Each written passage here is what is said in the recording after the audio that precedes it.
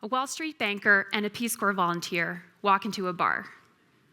Sounds like a bad joke, but it's actually the beginning of my career using finance to fight fire. Because at that exact moment, just a short drive from the bar, one of the largest wildfires in California's history was burning. It was called the Yosemite Rim Fire, and it caused billions of dollars of damages and emitted the same amount of carbon as 2.3 million cars over an entire year. Now, finance and wildfire probably seem totally unrelated, just like how you might think that Wall Street bankers and Peace Corps volunteers have nothing in common.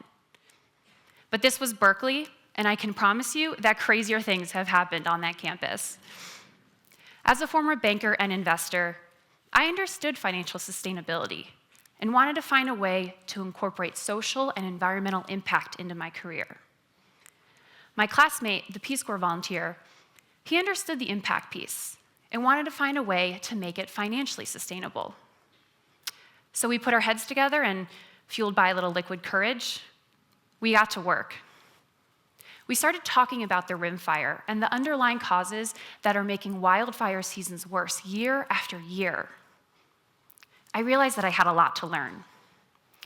Consider this forest in California, for example. Both photos are taken from the exact same spot, but show a very different landscape.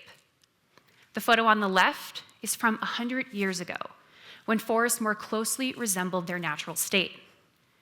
And on the right, that's that same forest today. The difference?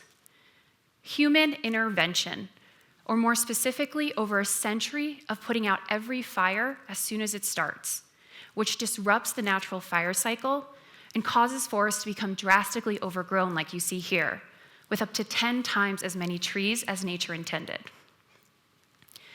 Now, it may seem counterintuitive, but more trees, that's not always a good thing.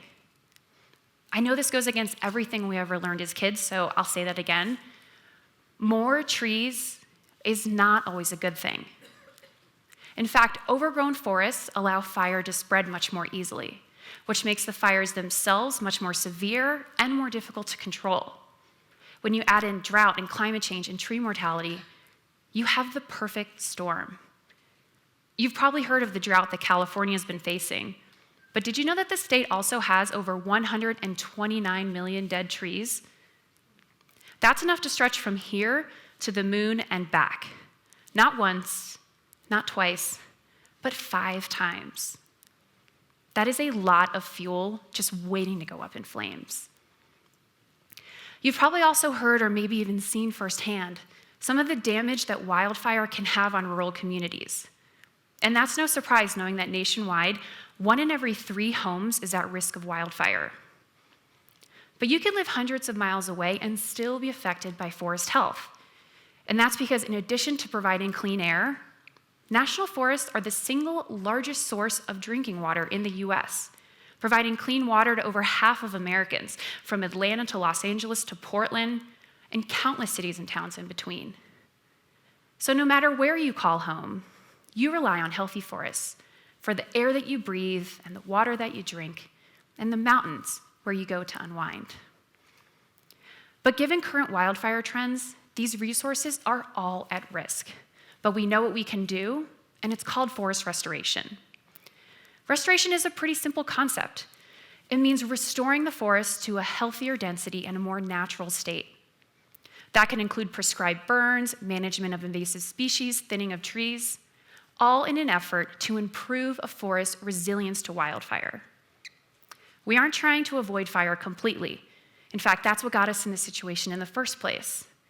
What we are trying to avoid is catastrophic fire, and restoration is supported by the Forest Service and countless environmental NGOs and researchers as the best way to not only decrease the risk of fire, but also to protect air quality, water resources, habitat, and rural communities.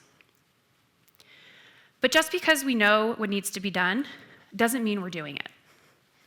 The Forest Service manages nearly 200 million acres of land across the US, and that is a lot of land.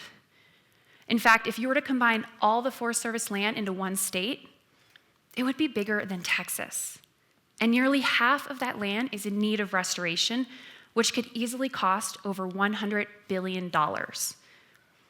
At the current spending level, that would take the Forest Service over 200 years to wait, 200 years to complete.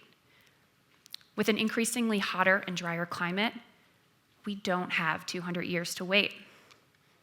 But plenty of other groups are affected for better or for worse by forest health. Water and electric utilities, state and local governments, railroad companies, water-dependent companies, the list goes on and on.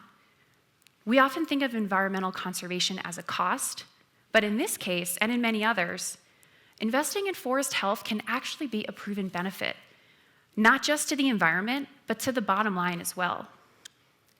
So it turns out that finance and wildfire do have something in common.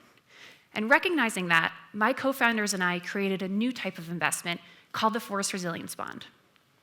Here's how the Forest Resilience Bond works. Let's say a land manager, like the Forest Service, has identified a needed forest restoration project. The project may include mechanical thinning, prescribed burns, or other activities that are specifically designed to restore health to an overgrown forest. The Forest Service has already completed the required plans, approvals, and permitting. But with the budget the agency has for the project, it would take them years to complete, if at all, and the forest is at immediate risk of severe fire. The worry is that a fire could start at any moment, damaging the forest, the water supply, and nearby communities, long before a project can ever be completed. Enter Blue Forest. My co-founders and I are a team of financial and scientific experts dedicated to scaling investment in forest restoration through the Forest Resilience Bond. We work with the Forest Service and the World Resources Institute to think about that same restoration project and ask ourselves, who else could benefit? There are often plenty of other public and private stakeholders who could realize value from a given restoration project. So for this example, let's say that in addition to the Forest Service, a water utility, the state government, and a bottling company are all very interested in seeing this project completed. Each also has some available funding, but not nearly enough to complete the project on its own. So at Blue Forest, we work with these beneficiaries to set up contracts where each one agrees to pay for a portion of restoration costs over time. When you add it all up, these contracts cover the total cost of restoration plus a modest return to investors. We also identify an implementation partner.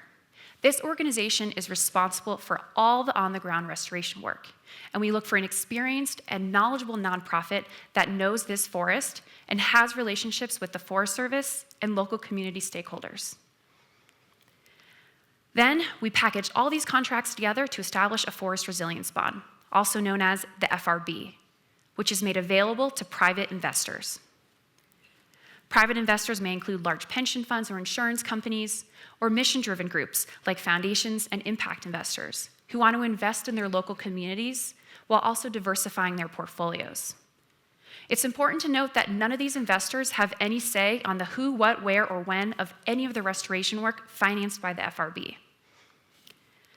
The project officially kicks off when the investors fund the FRB, and the FRB passes those funds on to the implementation partner to complete the restoration activities on the ground.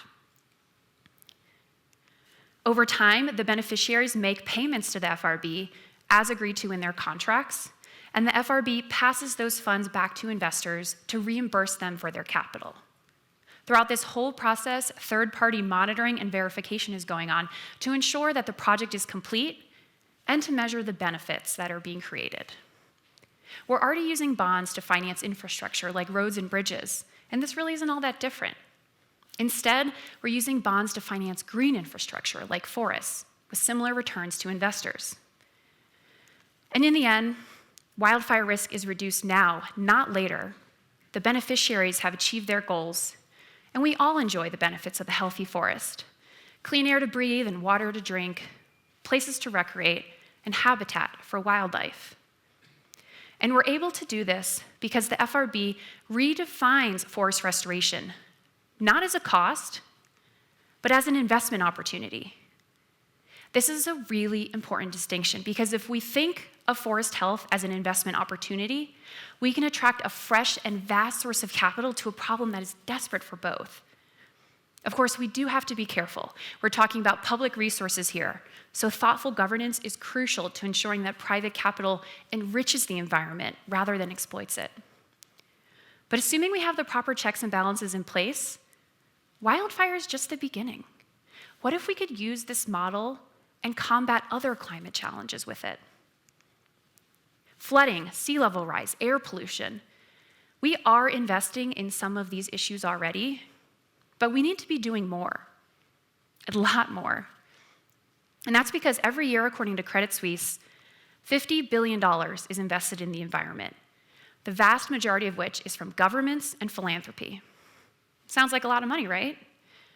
Well, it turns out that just to preserve our environment, not even make it better, just keep it from getting worse, we need to be spending over $300 billion a year. That's a gap of over $250 billion every year. Private capital can and should play a role in building a more sustainable future. We just have to give investors the tools. And we do that by investing in financial innovation and collaborating across industries. Because when Wall Street bankers and Peace Corps volunteers come together, good things might just happen. Thank you very much.